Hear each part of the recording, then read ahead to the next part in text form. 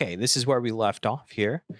We have some bending metal constraints. We may refine this a little bit, but I want to get the concrete in now. Okay, let's dive up and let's go ahead and start a new geo here. And we'll call this concrete. To do this, we'll go ahead and drop a box.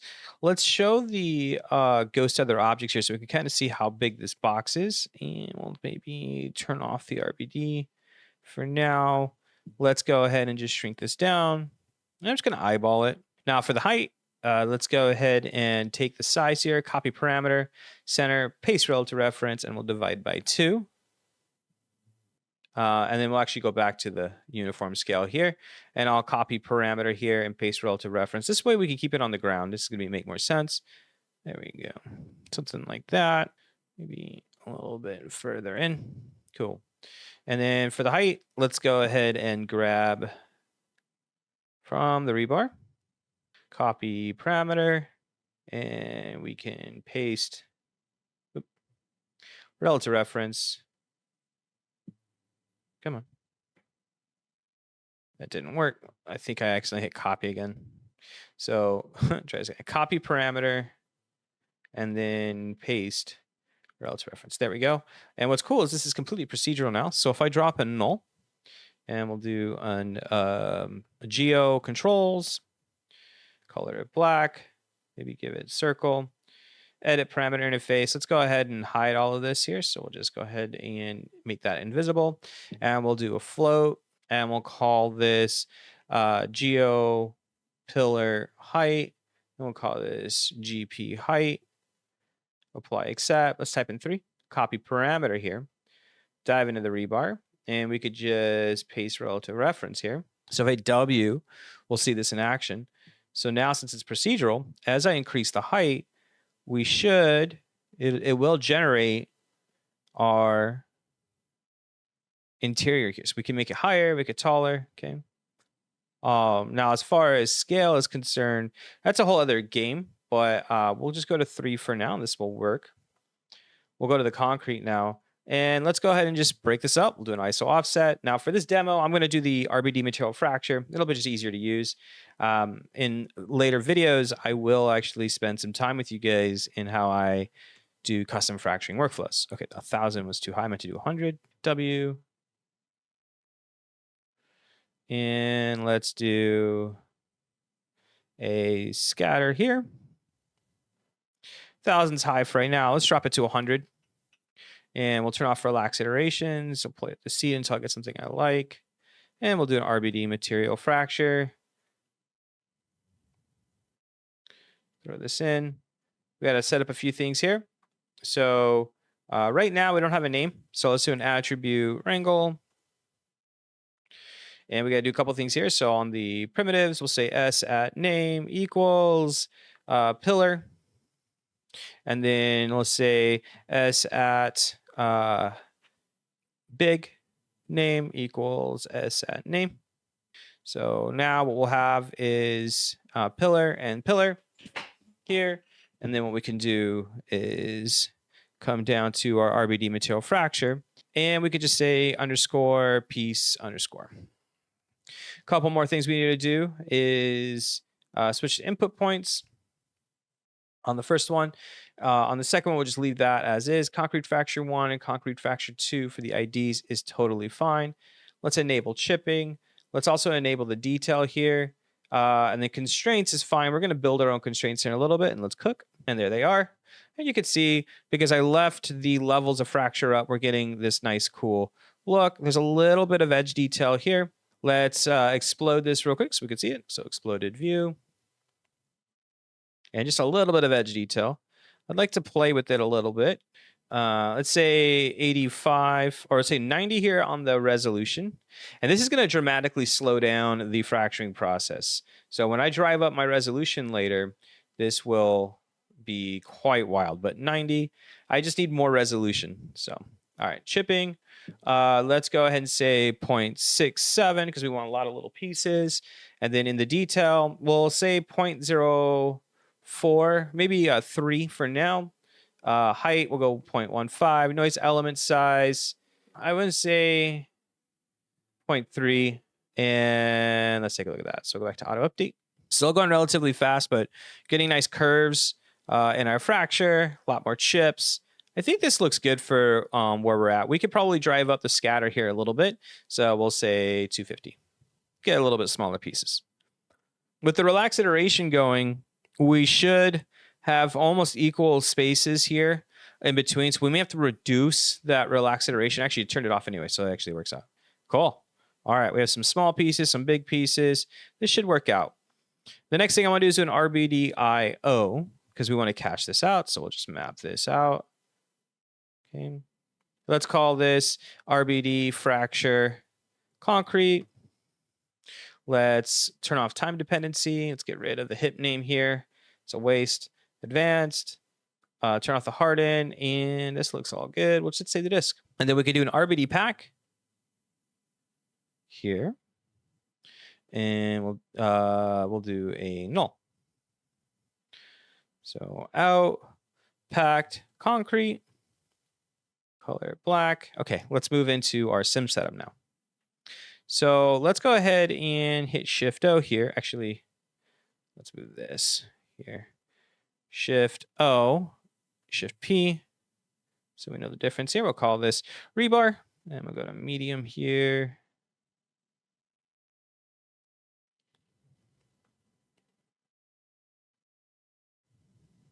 Now I want to do an object merge. And let's go find that packed concrete. Out packed concrete. Here we go. We'll work off this one for right now. So now I have my high res, I have my constraints, and I have my low res geo. Okay, first thing is let's go ahead and assemble our proxy geos here. So we'll say pack conc geo. We don't need the names. We can create pack primitives here. And if we go up, you'll see that we have this. I also want to move the big name over just in case I need it for later. And so that'll be right there. If we don't need it, we don't need it. But all right, so pillar piece 0, piece 0, piece 0. That's just the sub fractures. Don't worry about it. Okay. And now we've got to do a couple things here. So the first things first, we've got to actually take from this assemble and give it a group. So we'll do that now. So group, we'll call this rebar. And $sign OS, we'll move this over. We'll call this concrete. And move that there. And we'll move that there. Okay. And merge. This is how we're going to connect the geo from the rebar into the concrete. So we'll do RBD constraint from rules. And this node here will do a good job of doing this for us. So since we created groups, we have them. So let's go ahead and set this up. So I'm going to go ahead and say primitive group, or we could do tag. Either way works. So we'll say connectors. We'll do group to group. First group will be that concrete. Second group will be the rebar. And then in the next thing, I'm just going to go ahead and copy one of these over here and run this from the constraints. So I'll hide the others.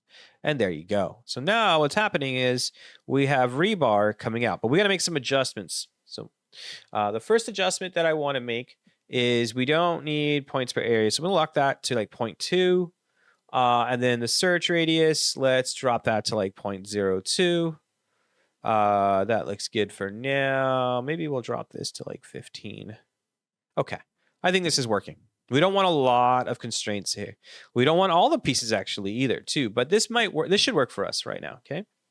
Now down here, we got to change this. We'll call this connect. So I'll say connect. We'll also keep this position, but I want the ones that are connected here to be quite strong. So we'll say 100. Now, I want to actually start creating some variance to my glue. When we worked with this, we don't want any variance because we want extra control. If I were to drop, in our case, let's say constraint properties. So let's say RBD constraint properties. I'm going to right click and allow editing of contents, and let's dive in.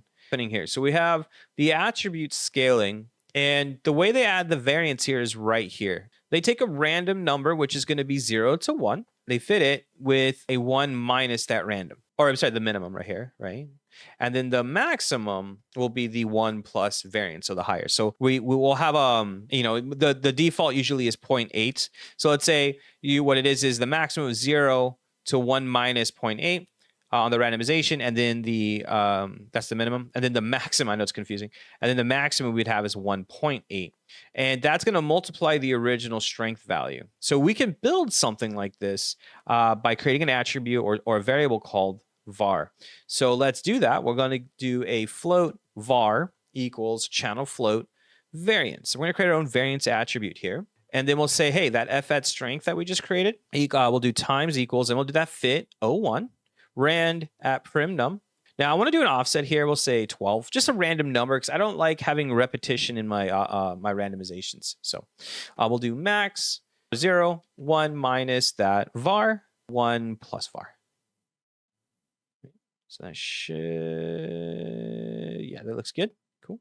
So if I promote this up, we'll say a variance of 0.8, which is the default, and I go to the geometry spreadsheet, and we look at the strength now, you'll see that I have a variance all the way down to 20, and we should have up to 180. That's what we're getting, a variance of 0.8, right? Because it's being multiplied here. But if we lower this to say 0.2, we'll go up to 20. We should be at a minimum of 80. So you could just put what you want. I'm going to put, in this case, like 0.45. I found to be pretty good. We can play with that later for the variance. Okay. And we'll use that same technique, by the way, on the other constraints we'll build here shortly. So we have now our glue constraint that we can use that will tie our concrete to our metal bar. And we can call that out rebar to con. So we have the constraint, color that black. Cool. So this over here. Okay. All right, I'm going to delete this now. We don't need it. And we'll just move this down here. The next thing I'd like to do at this stage is to actually create the constraints for this. Now I have constraints here, so I'll say null, and they look pretty good. We could try and use them. The downside though is I want to rebuild a lot of this. You'll see that the strength here is quite insane. Now the strength is really, really high because I set it really high up at the RBD material fracture, but we're going to rebuild it anyway. So let's duplicate this again over.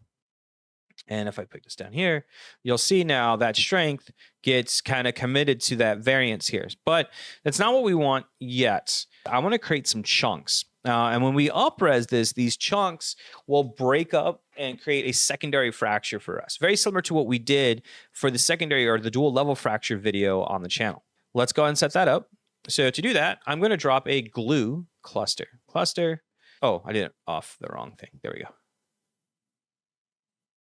And you can see immediately it gives me these nice clusters, although there's these random detaches here. So we'll turn off random detach and those will disappear. Play with this real quick and we'll shrink it in size.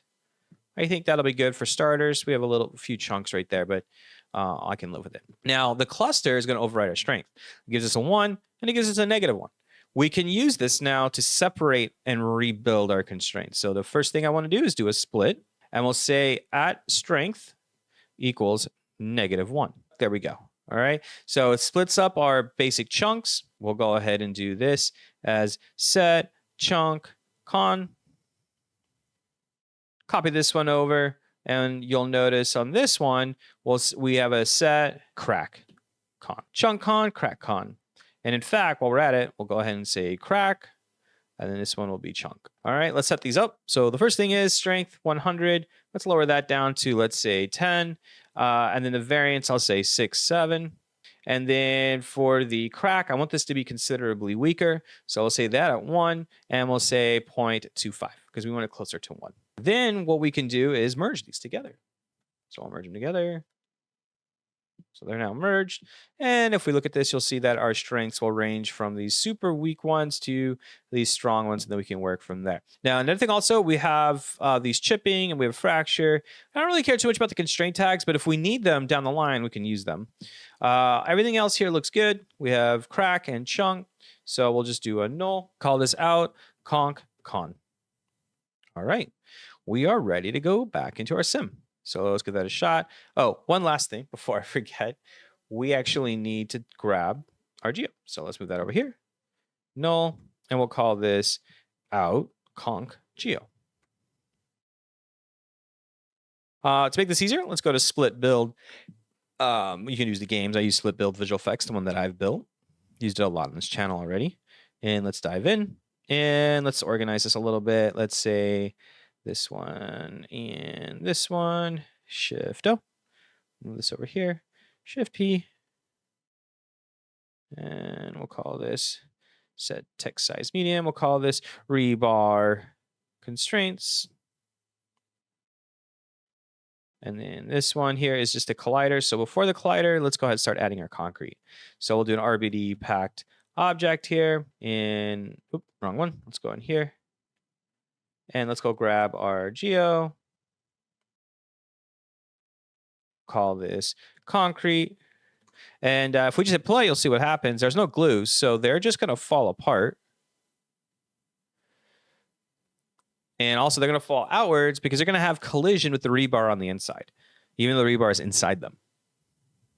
Pretty cool. Contact. You can see the rebar right there drags them. Nice. And you can see a lot of the legwork is already done without we adding in the constraints, okay? So let's add in that first layer of constraints, and then we'll work up. So let's go ahead and grab all of these. We'll hit merge, or constraint network. And we'll call this one conc tie bar, that in. Let's go grab the constraint network, and we'll do a glue constraint relationship, and we'll put this to 1. Oh, duh. We got to go grab the name, so connect. Cool. All right, so hit W. Let's give this a color here. So guide options, we'll say yellow. You'll see what's happening. Let's see what happens now when I simulate. So some pieces are going to fall. Remember, we don't have all of the pieces here connected, but we have enough now to where they are connected. The next step is to create the next layer constraints. Constraint network. We'll call this concrete con. And for this one, we'll do a merge, and we'll drop two glues. So glue 1, glue 2. And let's grab the first name, which is chunk. And we'll put 1. And this one will be crack. And we'll also put 1. And if you look, let's go ahead and give these colors. So guide option, we'll say blue. No, wait, we'll do pink. Okay. And then in this, I got to actually add the constraint network. So let's do it. There we go. And in this one will be green. We've got chunks right here. And let's see what happens. So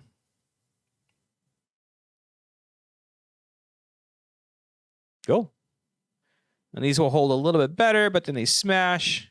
So you'll have some pieces fall off. They smash into each other again right there. And now you have reinforced concrete. The next step is now to come back out of the sim. We're still quite low res. I would encourage you guys to try playing with this a lot higher res. But if you remember right here, I only have the rebar out. I'm actually not going to pull anything out of this. We're going to do a dot import. Let's dive into that dot network in here and grab the out here, output. And this one we'll call rebar IO. And let's type in rebar. Let's copy this one over. We'll call this concrete IO. And this one will be concrete. So we have the concrete here and the rebar on 2 different levels. Let's hide. Let's go grab the high res here. So if I just take this pack prim, I'm going to copy it over, but tie it into the high res. Okay. And we'll do a transform pieces. Take the concrete IO as the template. Now I should have higher res geo as they come down. It's going to look weird because there's no box here. So we'll probably add the box in as well. Very violent collision here, by the way. All right, now let's get the rebar in. But the problem with the rebar, though, is if you hit this, you'll see that it looks pretty cool, but the mangledness, we lose a little bit of it because of, well, there's pieces all over the place. So let's fix that. So what I'm going to do is I need to grab a couple things here. So the first things first, I want to grab this out rebar constraint. We'll do a null here. We'll call this RB con. And let's do a deform pieces. So we'll do RBD deform pieces. And in the first input, we want to grab the original geo. So if I come in here in rebar, we can use that one. Or I could do an object merge here. And let's go to object. We'll go to rebar here. And I can grab from before the split. And we could do it from here.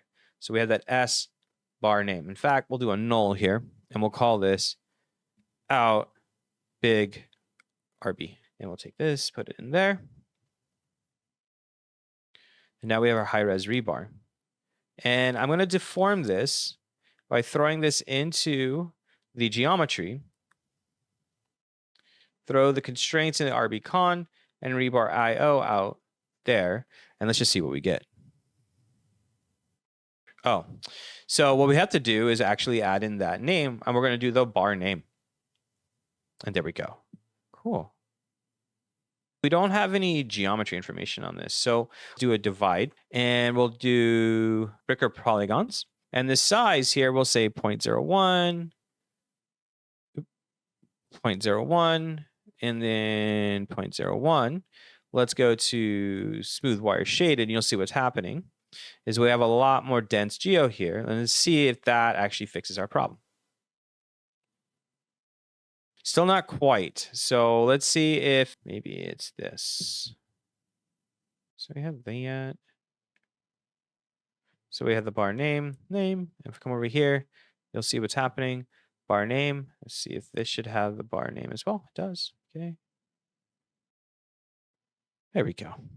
All right. But now what's happening is this geo is stretching and warping. So here's a hack that I like to do. So out of here, we'll grab that simulation geo. I'm going to do a measure. Make sure that we're on primitives. I'm going to do a perimeter length, and we'll do a per element. Okay. And if I hit play, there you go. And now we have this perimeter attribute. If you look, we have really small and we have really big. Extract a rest perimeter. So we're going to do an attribute wrangle here. Look at the rest length here and use the perimeter for a new rest length and then weigh that against the actual rest length. And in fact, what we could do is under the perimeter, come down and call this length. Okay, so now it's called length.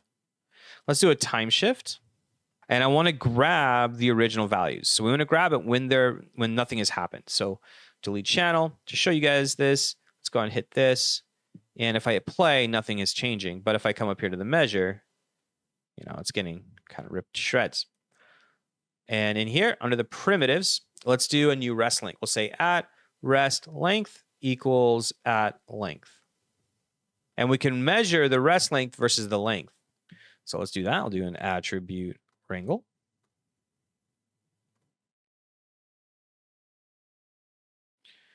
And this one's also primitives. And we got to source in a couple things here. So we'll say float rest length equals the prim value 1 rest length at prim num, which the prim num should be the same, right? They're not going to change. Right? The next thing I want to do is do a check. And we'll say at CD equals, we'll just initialize a CD. So at CD equals 0, 0, 0. So we can do a check. And we could say if at length is greater than rest length plus channel float thresh. So basically, we're going to take the length and we're going to check the rest length. And we want to see how much it changes over time. We don't want it to be just immediately different, right? We don't want it just to break immediately. I'll show you what happens if we do that here in a second. Let's weigh that and let's go ahead and do an at CD equals set 0, 1, 0. Let's take a look at that. Oh, what happened here? I did an extra parentheses. There we go. All right, we'll promote it, but we'll keep it 0. Let's hit play. And you'll see what happens is they all go green, right? Because there's always stretching on these primitives. There's just so much warping happening. Now we can refine that up here, the deformed pieces. We can increase the radius. Let's go back down to 0.1. And you'll see that there are changes here. Okay, so we increase the points. We actually reduce the points. That'll have an effect as well too. I'll go back to 50 here. And let's say 1 here, you'll see it changes dramatically. So that's why I throw in this thresh, and we can just slowly increase this. And we're really just looking for the pieces that get really, really long here. So let's take a look at that. That's green. Awesome. Let's go ahead and now actually run this. So I'm just going to take out the initialization, and we'll say remove prim 0 at prim num. And I also want to remove the points. There we go. A little bit of pieces here, but that's okay. We can actually lower this down to say 0.025 maybe. And we'll just play with this for a while until those pieces go away. If we go to 0, yeah, they're still there. But you'll see that we lose all these pieces up here. So we'll say 0.1, 0.05. Okay, we'll just live with it for right now. Okay, and this is what we get. Look at that. Oh, beautiful. Metal bending. They kind of bend, they snap back. You have these they kind of freeze in place right here. Okay. And then the only thing left to do is just kind of merge them together so we can see it.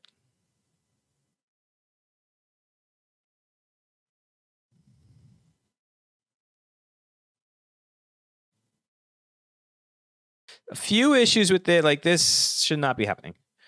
So we got to clean that up. Yeah, that looks really good. Look at that, just little metal coming out. You know, with the debris and the smoke going on, this will get you very close. We just have to increase the resolution probably. One thing we can try is instead of using the original, we can try and do the rebar geo here into the divide. Although this is assembled.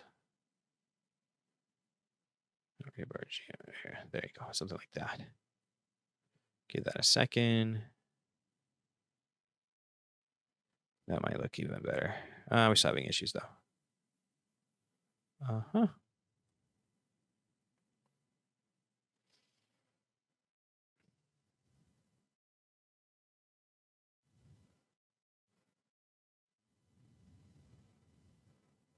Yeah, maybe.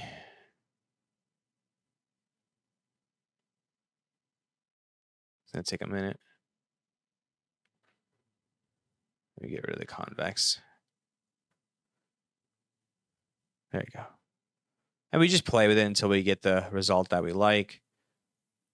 Oh, we made a mistake here though.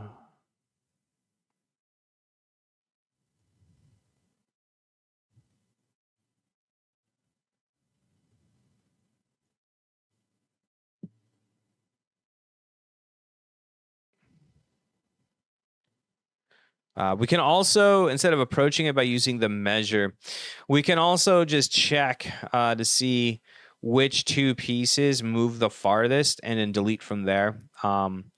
Maybe we will approach that in a later video, but I think this gives at least enough inspiration and a workflow on how to do it. Maybe we do add in that collider. So let's grab this and we'll call this collider IO. And we'll call, well, let's just do collider here. And we can merge this one into. Boom.